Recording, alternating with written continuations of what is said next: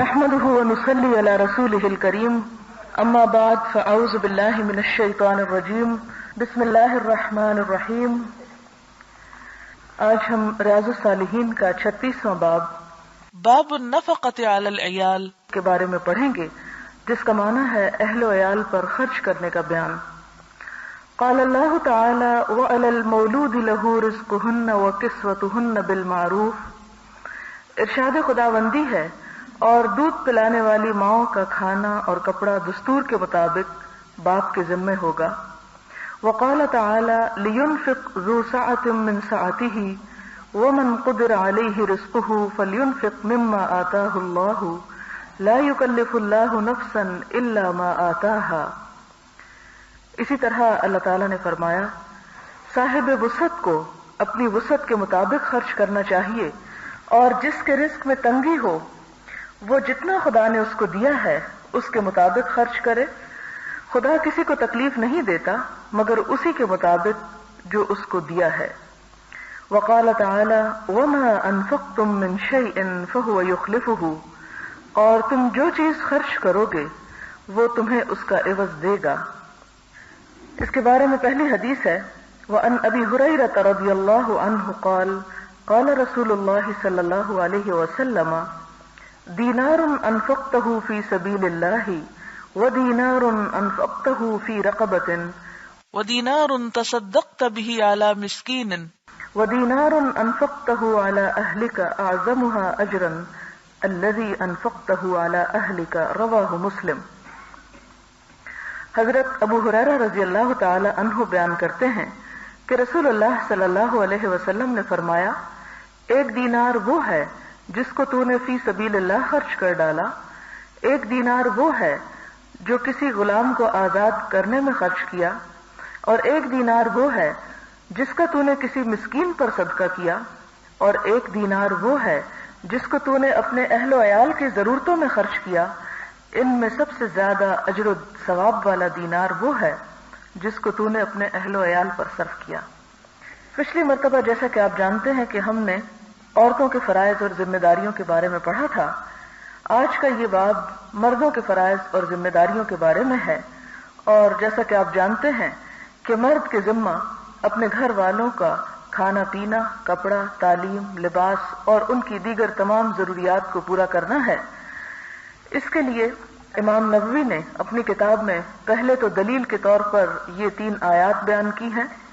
جن میں سے ایک کا تعلق سورۃ البقرہ سے ہے، دوسری کا تعلق سورۃ الطلاق سے ہے، اور تیسری کا تعلق سورۃ السبا سے ہے. ہم دیکھتے ہیں کہ عورت جب دودھ پلانے کے زمانے میں ہو اور بچے کو پالنے کا خاص طور پر اس کے اوپر ذمہ داری عائد ہوتی ہو، تو ایسی صورت میں یہ آیت جہاں پر بیان ہوئی ہے اس کا کانٹیکسٹ کچھ اس طرح ہے کہ اگر شوہر اپنی بیوی کو طلاق بھی دے دے تو بھی اس کے ذمہ ہے کہ اس بچے کی پرورش کے لیے بیوی کو خرچ دے جس کو وہ عورت پال رہی ہے، اگرچہ اب اس عورت سے اس کا کوئی تعلق نہیں رہا. لہذا اس میں رزقهن و کسوتهن شامل ہے. رزق میں صرف کھانا نہیں آتا بلکہ انسان کی وہ تمام ضروریات آ جاتی ہیں کہ جو اس کے جسمانی ضروریات کے لیے ہوں، لیکن خاص طور پر عموماً رزق کا ذکر جو ہے وہ کھانے پینے کے لیے کیا جاتا ہے. اور خصوصاً یہاں پر آپ دیکھتے ہیں کہ جب عورت دودھ پلا رہی ہو تو اس کی غذائی ضروریات عام دنوں کی ضروریات کے مقابلے میں زیادہ ہو جاتی ہیں. اس لیے یہاں رزق سے مراد صرف روٹی نہیں یا کھانے کی چیزیں نہیں بلکہ وہ دوائیاں یا وہ ایسی چیز بھی شامل ہے کہ جو اس کی نرشمنٹ کے لیے ضروری ہوں. وَكِسْوَتُهُنَّ اور ان کا لباس بھی، یعنی اگرچہ کھانا جو کھائے گی اس میں سے تو بچے کو دودھ پلانے میں کچھ نہ کچھ حصہ چلا جائے گا، لیکن اس کے ساتھ یعنی اس کی دوسری ضرورت کا بھی خیال رکھا گیا. اگر یہ ان حالات کے لیے ذمہ داری ڈالی گئی تو عام حالات میں جبکہ ایک بیوی اپنے شوہر کے گھر میں ہو تو اس صورت میں یہ ذمہ داری اور بھی بڑھ جاتی ہے. پھر فرمایا بالمعروف، بھلے طریقے سے، اس پر احسان جتاتے ہوئے نہیں، اس کو تنگ کر کے نہیں، اس کے اوپر کسی قسم کے ناجائز دباؤ ڈالتے ہوئے نہیں، یا وہ پیسے کو ترستے ہوئے یا بھیک مانگتے ہوئے تمہارے سامنے ہاتھ نہ پھیلائے، بلکہ بھلے طریقے سے اور اچھے طریقے سے. اور معروف میں ایک تو معنی یہ بنتا ہے کہ خوش اخلاقی کے ساتھ، اور دوسرا معنی یہ بنتا ہے کہ معروف طریقے سے عام رواج کے مطابق، یہ نہیں کہ عورت بچے کو باپ کی کمزوری سمجھتے ہوئے زیادہ مطالبہ کرے، یا باپ جو ہے وہ بچے کی کمزوری ماں کے لیے سمجھتے ہوئے اس کے حق میں کچھ کمی کرے۔ اس کے لیے ایک ایسا معیار دے دیا گیا کہ دونوں ایک چیز کو سامنے رکھیں، اور وہ یہ کہ کسی کے اوپر بھی حق تلفی نہ ہونے پائے، لہذا وہ رائے اختیار کی جائے جو دونوں کے لیے ایک معتدل ہو۔ پھر دوسری آیت میں اللہ تعالیٰ مزید فرماتے ہیں کہ شوہر اپنی بیوی پر کتنا خرچ کرے، اس کو کیا دے، تو اس کے لیے ایک معیار دیا گیا، لِيُنْفِقْ ذُو سَعَةٍ مِّن سَعَتِهِ، کہ وسعت والا اپنی وسعت کے مطابق خرچ کرے، وَمَنْ قُدِرَ عَلَيْهِ رِزْقُهُ، اور جس کا رزق تنگ کیا گیا ہو یعنی اس کے پاس تھوڑا ہو، فَلْيُنْفِقْ مِمَّا آتَاهُ اللَّهُ، تو اسی میں سے خرچ کرے جو اللہ نے اس کو دے رکھا ہے، یعنی اس کے اوپر ذمہ داری اتنی ہی ہوگی۔ گویا کہ یہاں پر کوئی فگر مقرر نہیں کیا گیا کہ 500 دے گا یا 5000 دے گا یا 5 لاکھ دے گا، جتنی شوہر کی حیثیت ہوگی اسی کے مطابق اس کو دینا ہوگا۔ پھر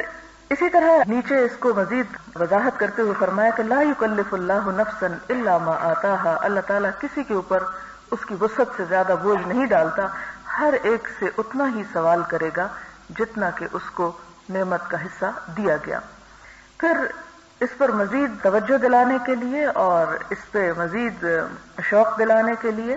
یہ فرمایا کہ وما انفقتم من شیء، کوئی بھی چیز جو تم خرچ کرو گے، یہ صرف نان نفقے کے بارے میں آیت نہیں ہے بلکہ عام روزمرہ زندگی کے بارے میں بھی ہے۔ جو بھی چیز تم خرچ کرو گے، جو بھی تم اللہ کی راہ میں نکالو گے، فَهُوَ يُخْلِفُهُ، وہ اس کے پیچھے اور لے آئے گا۔ یخلف کا لفظ جو ہے یہ خلف سے نکلا ہے، خلف کہتے ہیں پیچھے، یعنی تم آگے نکالتے جاؤ، اللہ تعالیٰ اس کے عوض تمہیں اور دیتا چلا جائے گا، اور نہ صرف یہ کہ وہ دنیا میں اس کا معاوضہ عطا کرے گا، اس کا اجر دے گا، تمہارے مال و دولت میں برکت دے گا، بلکہ اس کے ساتھ ساتھ اس کا اجر بھی تمہارے لیے جمع کرے گا۔ تو گویا مال خرچ کرنے کا دوہرا ثواب یہاں پر بتایا جا رہا ہے، اور اسی کے بارے میں ایک حدیث بھی ملتی ہے کہ جس میں حضور صلی اللہ علیہ وسلم نے قسم کھا کے فرمایا کہ مال صدقہ کرنے سے کبھی کم نہیں ہوتا۔ اگرچہ انسان کو محسوس ہوتا ہے کہ وہ 10 تھے اور 5 رہ گئے، لیکن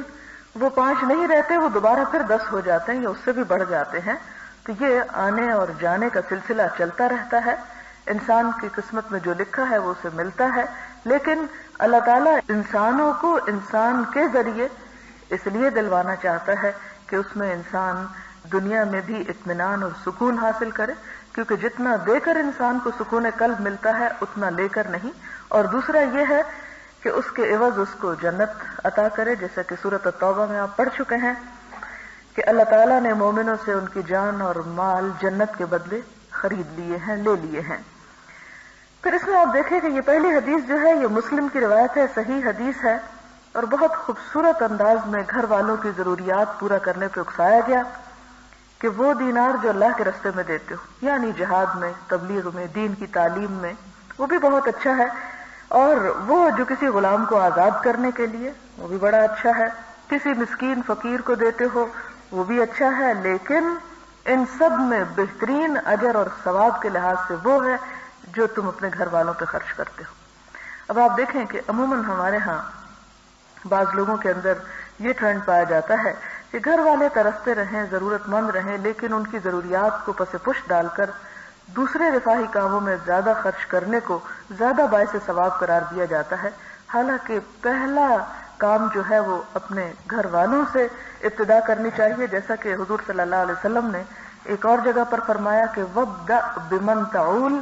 ابتدا اس سے کرو جس کی تم عیالداری یعنی تم پر ذمہ ہے یا جس کی تم کفالت کرتے ہو، کیونکہ وہ فرض ہے۔ اب دیکھیں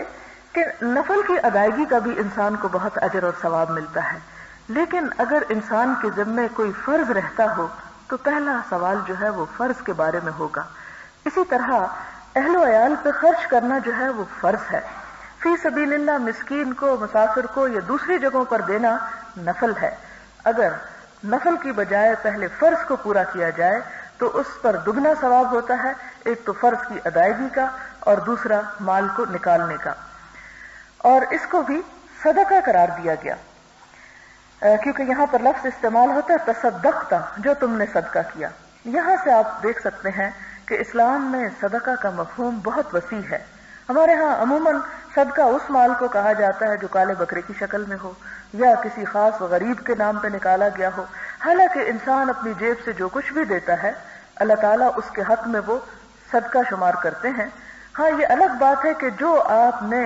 کسی غریب ہی کو کھلانے کے لیے اپنے مال سے الگ کر دیا ہو یا وہ زکوٰۃ یا عشر وغیرہ کی شکل میں ہو تو اس سے اپنی ذات پہ خرچ نہیں کیا جا سکتا، اس سے خود نہیں کھانا چاہیے. یا نظر کے طور پر کوئی چیز جیسے اللہ کی راہ میں دی جا رہی ہو کہ مثلا بعض لوگ شکرانے کے طور پر کچھ مان لیتے ہیں اور پھر اس میں سے دیتے ہیں. اگر نیت یہ ہو کہ یہ سارے کا سارا فقراء اور غرباء میں دیا جائے گا تو پھر اس میں سے کھانے کی اجازت نہیں ہوتی. لیکن اگر انسان یہ نیت رکھے کہ کوئی چیز خرید کے لا رہا ہے، خود بھی کھائے گا، رشتہ داروں کو بھی دے گا، دوستوں کو بھی دے گا، غریبوں فقیروں کو بھی دے گا، تو ایسی صورت میں اس نیت کے ساتھ انسان ان سب کو، ایون یہ کہ اپنے گھر والوں کو بھی جو اس میں سے دیتا ہے اس کا بھی ثواب انسان پاتا ہے. اگلی حدیث ہے وعن ابی عبد اللہ ویقال ابی عبد الرحمن ثوبان بن بجدد مولى رسول الله صلی اللہ علیہ وسلم قال قال رسول اللہ صلی اللہ علیہ وسلم افضل دینار ينفقه الرجل دینار ينفقه على عياله ودینار ينفقه على دابته في سبيل الله ودینار ينفقه على اصحابه في سبيل الله رواہ مسلم. حضرت ابو عبداللہ، بعض نے ان کی کنیت ابو عبد الرحمن کہی، ثوبان بن بجدد رسول اللہ صلی اللہ علیہ وسلم کے غلام روایت کرتے ہیں. یہاں ایک بات آپ یہ بھی دیکھ لیں کہ غلاموں کو کتنا بڑا مقام اور مرتبہ ملا کہ جن کا علمی دنیا میں بھی عمل دخل تھا. کہتے ہیں کہ نبی صلی اللہ علیہ وسلم سے کہ آپ نے فرمایا کہ افضل دینار وہ ہے جس کو انسان اپنے اہل و عیال پر خرچ کرے، اور وہ دینار بھی جس کو اللہ کے راستے میں اپنی سواری میں خرچ کرے، اور وہ دینار بھی جسے اللہ کے راستے میں اپنے ساتھیوں اور دوستوں پر انسان خرچ کرے. یہ خرچ کرنا جو ہے یہ افضل ترین خرچ کرنے میں شامل ہوتا ہے. یہاں پر آپ دیکھیں کہ پہلی بات تو جیسے میں نے آپ سے کہی کہ یہ غلام ہیں آپ صلی اللہ علیہ وسلم کے غلاموں میں سے، اور آپ سے حدیث بھی روایت کرتے ہیں. اس سے کیا بات ہمیں پتہ چلتی ہے کہ اسلام نے علم حاصل کرنے کا حق سب کو دیا ہے. اگر کوئی آپ کا نوکر بھی ہے یا آپ کی خدمت میں ہے یا معاشرے کا کوئی کسی بھی مظلوم طبقے سے تعلق رکھتا ہے تو اس کا بھی حق ہے کہ وہ انسان ہونے کے ناطے اس علم سے استفادہ کرے جو اللہ تعالیٰ نے وحی کے ذریعے حضور اکرم صلی اللہ علیہ وسلم کو دیا اور پھر ان سے ہم تک پہنچا، تاکہ وہ اپنی دنیا میں اپنی روحانی ضروریات کو پورا کر سکے اور آخرت میں فلاح اور کامیابی کو بھی حاصل کر سکے. اسی لیے ہم دیکھتے ہیں کہ ابن عمر، حضرت عبداللہ بن عمر جو تھے حضرت عمر کے بیٹے، ان کے غلام تھے نافع. آپ نے بہت سی احادیث پڑھی ہوں گی. سلسلے کو سلسلۃ الذہب کہا جاتا ہے، سونے کی لڑی کہا جاتا ہے، کہ جو حدیث اس طریقے سے پہنچے وہ بہترین روایت ہے. اور اس میں دو کے درمیان آپ دیکھتے ہیں کہ ایک غلام ہے، یعنی عبداللہ بن عمر ان کا غلام، اور پھر اس غلام سے آگے امام مالک لیتے ہیں. امام مالک جنہیں امام دار الہجرہ کہا جاتا ہے، دار الہجرہ سے مراد مدینہ منورہ، کہ مدینہ منورہ میں ان کی شان سے بڑا کوئی عالم ہو کر نہیں گزرا، یعنی حضور صلی اللہ علیہ وسلم کے بعد ظاہر ہے obviously. لیکن آپ دیکھیں کہ علم کی اس بلند ترین مسند تک پہنچنے کے لیے انہوں نے صرف آزاد لوگوں سے نہیں، غلام سے بھی علم حاصل کیا. اور پھر اس کے بعد ہم دیکھتے ہیں کہ کس طرح یہ لوگ خدمت کے ساتھ ساتھ حضور صلی اللہ علیہ وسلم کی تعلیمات پر بھی کام دھرنے والے تھے اور پھر اس کو آگے بھی پہنچانے والے، تاکہ وہ علم ان کے لیے صدقہ جاریہ ہو. وہ یہ بتاتے ہیں، اور یہ حدیث بھی آپ دیکھیں کہ مسلم کی ہے، کوئی ضعیف روایت نہیں ہے، صحیح حدیث ہے. اس میں اہل و عیال پر خرچ کرنے کے ساتھ دو اور کام بھی بتائے گئے، اور اس میں فی سبیل اللہ سواری کے اوپر. فی سبیل اللہ سواری سے مراد پہلے درجے پہ تو جیسے کہ آپ جانتے ہیں کہ جہاد کا جو ایک اعلیٰ مقام ہے قتال، اس کے لیے خرچ کرنا. لیکن ہر وہ کام جسے انسان اپنے گھر سے کرنے کے لیے جب نکلے تو اس کام میں اللہ کی رضا کے سوا اور کوئی نیت نہ ہو. اس میں خواہ علم حاصل کرنا ہو، خواہ کسی بیمار کی عیادت کرنا ہو، خواہ کسی مسکین اور مظلوم کی مدد کرنا ہو، خواہ کسی بھی خیر کے کام میں جو کہ اللہ کی خاطر ہو. فی سبیل اللہ جو ہے ایک بہت جامع اور وسیع مفہوم رکھتا ہے اپنے اندر کہ وہ اللہ ہی کے لیے انسان کر رہا ہے. اس میں انسان نہ کسی سے جزا چاہتا ہے، نہ کسی سے شکریہ کا خواہش مند ہے، اور اس پر وہ جو کچھ بھی خرچ کرتا ہے، یعنی اپنی گاڑی کا پٹرول اس میں ڈالتا ہے یا کوئی ٹیکسی لیتا ہے یا کسی بھی طرح سے وہ خرچ کرتا ہے، تو اس کا یہ خرچ کرنا جو ہے یہ رائے گاہ نہیں جاتا، ضائع نہیں جاتا، بلکہ وہ بھی صدقہ شمار ہوتا ہے. اور پھر وہ مال بھی جو اللہ کے رستے کے ساتھیوں پر خرچ کیا جائے، جیسے کسی ایک نیک کام میں جتنے بھی لوگ شریک ہیں ان سب کی ضروریات کا خیال رکھتے ہوئے، خواہ وہ اپنے گھروں میں کھاتے پیتے ہوں، ان کو ضروریات کسی غریب اور فقیر کی طرح کی نہ ہوں، لیکن اگر انسان اپنی خوش دلی کے ساتھ ان کے اوپر بھی کوئی مال لگاتا ہے تو وہ مال بھی صدقہ شمار ہوتا ہے اور اللہ کے نزدیک بہت بہترین صدقات میں شمار ہوتا ہے. اصل میں یہ فرما کر صدقے کے مفہوم کو وسعت دی گئی. عموماً جب ہمارے ذہن میں صدقہ یا خیرات کا تصور آتا ہے تو صرف غریب اور فقیر ہی آتے ہیں، اور ہمیں یوں محسوس ہوتا ہے کہ جیسے کسی اور کام میں خرچ کرنے کا وہ اجر اور ثواب نہیں ہے جتنا صرف کسی مظلوم اور بیمار یا تکلیف دہ انسان کی مدد کرنا ہے. جبکہ وہ حصہ اپنی جگہ ہے، لیکن اس کے علاوہ بھی معاشرے کے اندر باہم تعلقات کو خوشگوار بنانے کے لیے، آپس میں محبت کے لیے اور مسلمانوں کے اندر یکسوئی، اتحاد اور یگانگت پیدا کرنے کے لیے کہ ان سب کی منزل ایک ہے، وہ سب ایک دوسرے پر خرچ کرنے والے اور اپنے مال میں دوسروں کو شریک کرنے والے ہیں، جو کہ کسی منزل کو اور مقصد کو پانے کے لیے ایک بہترین ذریعہ ثابت ہوتے ہیں. اسی لیے آپ دیکھیں کہ وہ حدیث جس میں حضور صلی اللہ علیہ وسلم فرماتے ہیں کہ قیامت کے دن جب انسان کے لیے کوئی اور سایہ نہ ہوگا سوائے عرش کے سائے کے، تو اللہ تعالیٰ اس دن پکار کر فرمائیں گے این المتحابون فیّ، کہاں ہے میری خاطر باہم محبت کرنے والے؟ الیوم اظلہم یوم لا ظل الا ظلی، آج میں انہیں اپنے سائے تلے جگہ دوں جبکہ میرے سائے کے سوا کوئی سایہ نہیں. اور پھر ایک اور حدیث میں اس کی مزید وضاحت یہ آتی ہے المتزاورین فیّ، میری خاطر ایک دوسرے کی ملاقات کرنے والے، زیارت کرنے والے. المتبادلین فیّ، میری خاطر ایک دوسرے پہ مال خرچ کرنے والے. یعنی بعض اوقات انسان اس لیے دوسرے کو دیتا ہے کہ وہ اس کا رشتہ دار ہے، اس لیے دیتا ہے کہ اس کی ذمہ داری ہے اس کو دینا، اس لیے دیتا ہے کہ کسی کو اجر دیتا ہے اس کی مزدوری کا. لیکن وہ موقع کہ جہاں نہ کسی کے اوپر کوئی احسان ہے، نہ مزدوری ہے، نہ جزا ہے، نہ کوئی اس طرح ہے کہ کوئی اس کے اوپر دین ہے اور وہ اس کی ادائیگی کر رہا ہے، بلکہ صرف اور صرف اس لیے کہ وہ ان لوگوں، ان دوستوں، تعلق والوں پہ خرچ کر رہا ہے کہ جو اس کے ساتھ مل کر ایک خیر کے کام میں آگے بڑھ رہے ہیں، تو اللہ تعالیٰ ایسے دینار کو اور ایسے مال خرچ کرنے کو بھی بہترین صدقہ قرار دیتے ہیں. اگلی حدیث ہے حضرت ام سلمہ سے رضی اللہ عنہا قالت قلت یا رسول اللہ هل لي في بني ابي سلمة اجر ان انفق عليهم ولست بتاركتهم هكذا ولا هكذا انما هم بني، فقال نعم لك اجر ما انفقت عليهم متفق عليه. حضرت ام سلمہ روایت کرتی ہیں کہ میں نے عرض کیا یا رسول اللہ صلی اللہ علیہ وسلم، کیا اگر میں اولاد ابو سلمہ پر خرچ کروں تو کیا مجھے ثواب ملے گا، جبکہ میں ان کو چھوڑ نہیں سکتی کہ وہ دائیں یا بائیں روزی کی تلاش میں سرگرداں ہوں، اس لیے کہ وہ تو میرے بیٹے ہیں. آپ نے فرمایا جی ہاں، تجھے ان پر خرچ کرنے کی وجہ سے ثواب حاصل ہوگا. بخاری اور مسلم کی روایت ہے. جیسا کہ آپ جانتے ہیں کہ حضرت ام سلمہ جو تھیں ان کا پہلا نکاح حضرت ابو سلمہ سے ہوا تھا، اور جن کا واقعہ ایک دفعہ میں آپ کو پہلے سنا بھی چکی ہوں کہ حضرت ابو سلمہ کا جب انتقال ہوا تو حضور صلی اللہ علیہ وسلم ان کے پاس تعزیت کے لیے گئے اور ان کو یہ دعا سکھائی، کیونکہ اس وقت وہ بہت ہی پریشان، چھوٹے چھوٹے ان کے بچے تھے. ایک بچی تو بالکل دودھ پیتی تھی جن کا نام زینب آتا ہے احادیث میں، روایات میں. تو جب ان کی ڈیتھ ہو گئی تو حضرت ام سلمہ کی بہت خدمات تھیں اسلام میں، تو حضور صلی اللہ علیہ وسلم خاص طور پر تعزیت کے لیے گئے اور انہیں یہ دعا سکھائی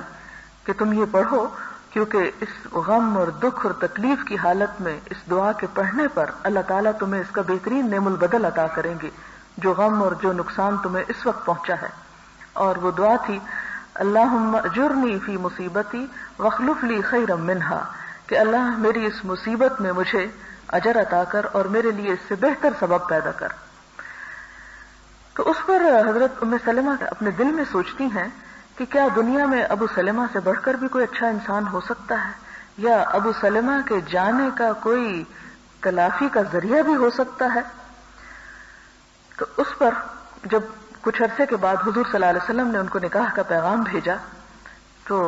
ان کو یہی دعا مانگنا جو تھی وہ یاد آئی کہ اس وقت حضور صلی اللہ علیہ وسلم نے مجھے یہ سکھایا تھا. اب اس سے نعوذ باللہ کوئی ایسی گھٹیا بات سوچنے کا موقع نہیں یہ سوچا جائے کہ آپ صلی اللہ علیہ وسلم اس لیے ان کو یہ دعا سکھا رہے تھے کہ خود نعوذ باللہ اس وقت ان سے کوئی نکاح کرنا چاہتے تھے، کیونکہ عموماً اس رستے سے حضور صلی اللہ علیہ وسلم کی شخصیت سے لوگوں کو بدگمان کیا گیا ہے اور وہ ایک ڈسٹنس پیدا کیا گیا ہے، اور آپ صلی اللہ علیہ وسلم کی ایک ایسی پکچر پیش کی گئی ہے کہ جس سے پھر ایک خوف سا یا ایک ایسی پریشان کن سی صورتحال نظر آتی ہے کہ جو نہیں ہونی چاہیے اور جو ایمان کے بھی ایک حد تک منافی ہو جاتی ہے. تو وہ انشاءاللہ عرب کے ماحول اور پس منظر اور ان تمام مقاصد اور مسالے اور اسباب کو سامنے رکھتے ہوئے انشاءاللہ پھر کسی وقت آپ سے بات کروں گی. اس موقع پر صرف اتنا یاد رکھیں کہ حضرت ام سلمہ جب بیوہ ہوئی کہ آپ صلی اللہ علیہ وسلم نے جب ان سے پھر نکاح کیا تو اب یہ تھا کہ ان کے ایک روایت میں آتا ہے کہ 4 بچے تھے. اب ام سلمہ رضی اللہ تعالیٰ عنہ کو یہ تو پتا تھا کہ ان کی کفالت ان کی ذمہ داری نہیں ہے، حالانکہ وہ ان کی ماں ہے، ان پہ فرض نہیں ہے. باپ فوت ہو چکا ہے، چچا کو خرچ کرنا چاہیے، دادا کو کرنا چاہیے، ان کے اور کسی رشتہ دار کو کرنا چاہیے، لیکن بہرحال ان کے اوپر فرض نہیں. کرنا تو احسان کی بات ہے، اسی لیے وہ پوچھتی ہیں کہ میں کسی اور کو صدقہ خیرات دینے کی بجائے اگر اپنے ہی ان بچوں پہ خرچ کر لوں. اور پھر کہتی ہیں کہ اللہ کے رسول صلی اللہ علیہ وسلم میں انہیں چھوڑ تو سکتی نہیں، لست بتارکتہم، انہیں چھوڑ نہیں سکتی میں کہ وہ میرے ہی بچے ہیں، اور اگر میں نہیں خرچ کروں گی تو کون کرے گا. تو اس پر آپ صلی اللہ علیہ وسلم فرماتے ہیں کہ ہاں تم ان پہ خرچ کرو، اس لیے کہ جب تم ان پہ خرچ کرو گی تو تم اجر پاؤ گی. تو گویا ایک عورت جس پر اللہ تعالیٰ نے اپنے آل اولاد اور اپنے بچوں کی کفالت کا ذمہ نہیں ڈالا، اگر وہ کوئی جاب کرتی ہے، کوئی کام کرتی ہے اور اس سے اس کو جو کچھ بھی اس کی اپنی ذاتی کمائی یا ذاتی اس کا مال ہے کسی بھی سورس سے جس میں شوہر کا کوئی دخل نہیں،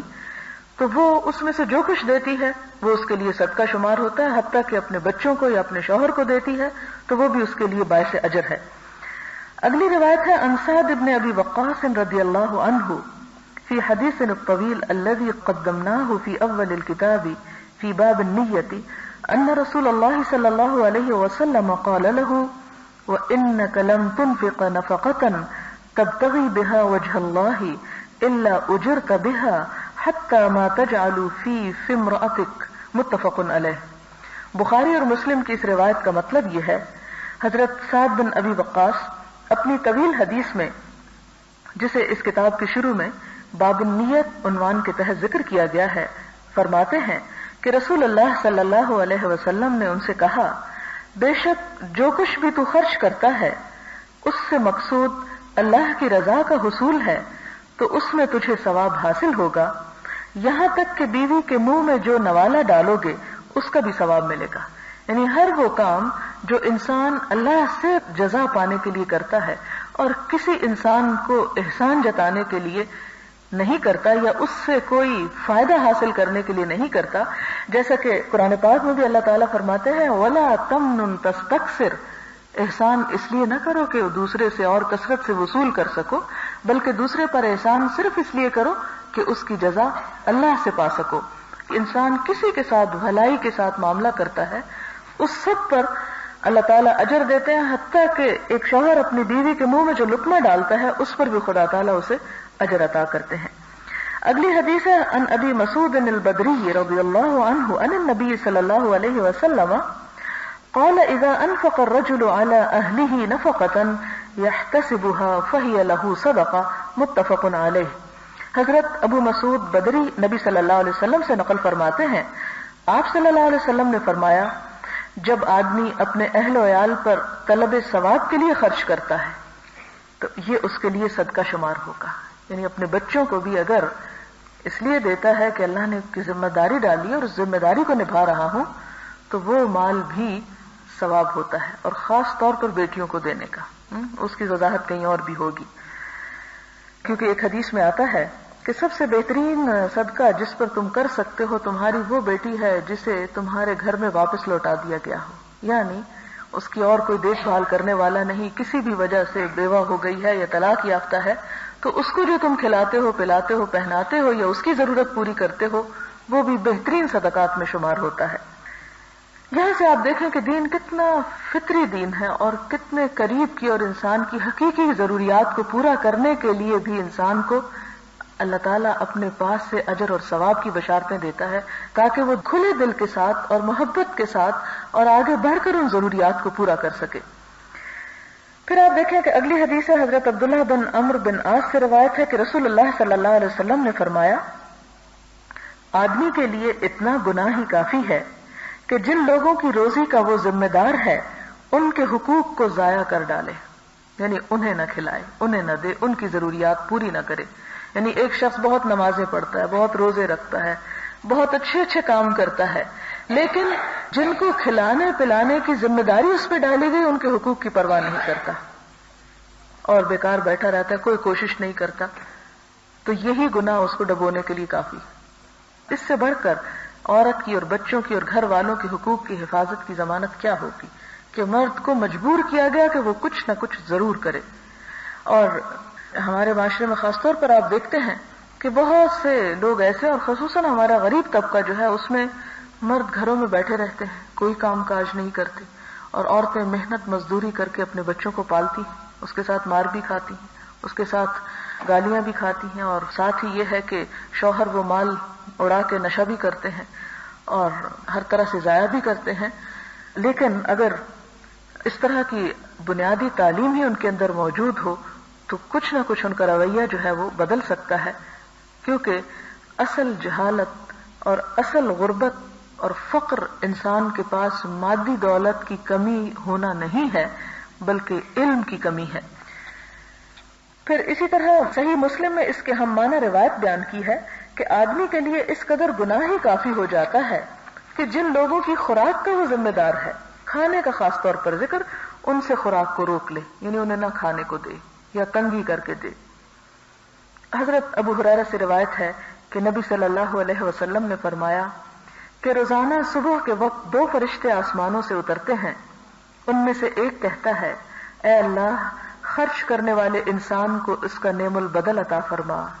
دوسرا کہتا ہے، اے اللہ بخیل کے مال کو تلف فرما۔ بخاری اور مسلم کی روایت ہے کہ ہر روز اللہ تعالیٰ 2 فرشتے مقرر کرتے ہیں جو یہ دعائیں کرتے ہیں کہ اللہ جو دے رہا ہے اسے اس سے بہترین دے،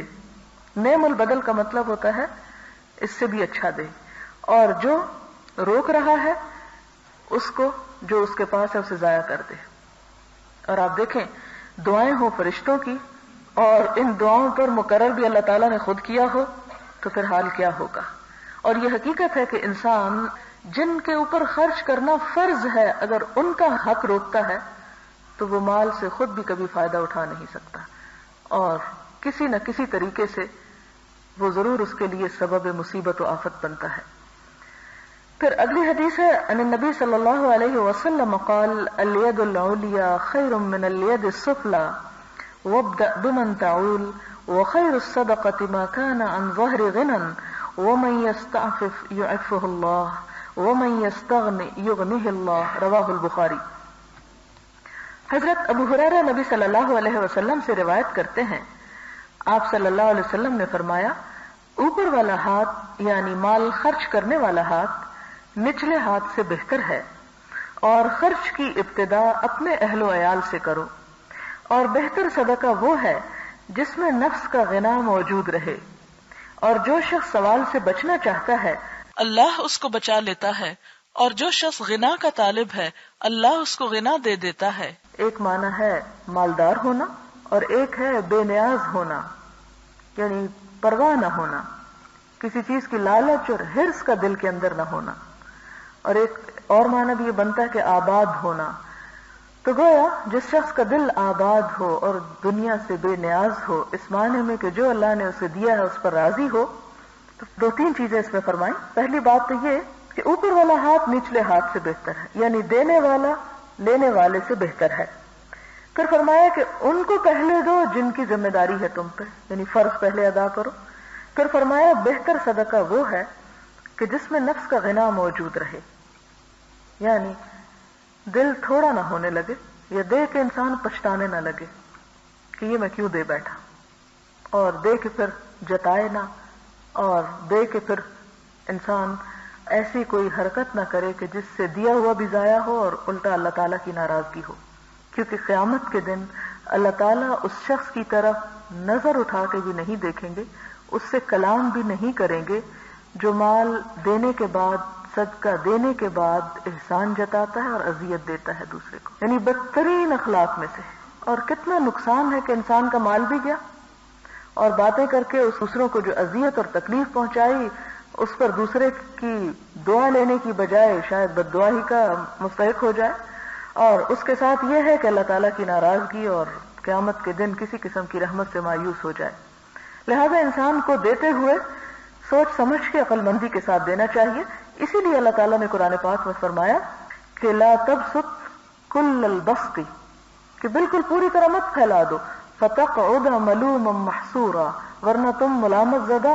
اور حسرت مند ہو کے بیٹھ جاؤ گے. کیوں؟ اس میں اعتدال کرو، اور اتنا ہی دو جو تم آسانی کے ساتھ دے سکتے ہو.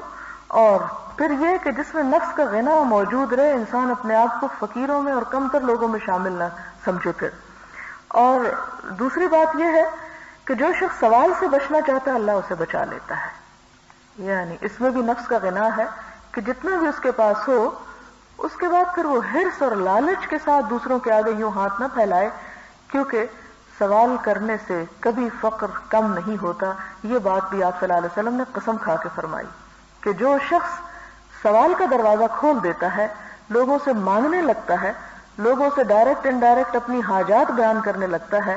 اللہ تعالیٰ اس کے اوپر فقر اور محتاجی کا دروازہ کھول دیتے ہیں. پھر اس کی محتاجی کبھی پوری نہیں ہوتی. لیکن اگر انسان اپنی ضروریات اللہ تعالیٰ کے سامنے رکھتا ہے تو ایسی صورت میں اللہ تعالیٰ اس کو اپنے فضل سے غنی کرتے ہیں. اور جو شخص غنا کا طالب ہو کہ اللہ ہمارے دل کو صبر اور وہ اطمینان نصیب کر، تو اللہ تعالیٰ اسے ضرور دیتا ہے. یہ بخاری کی روایت ہے.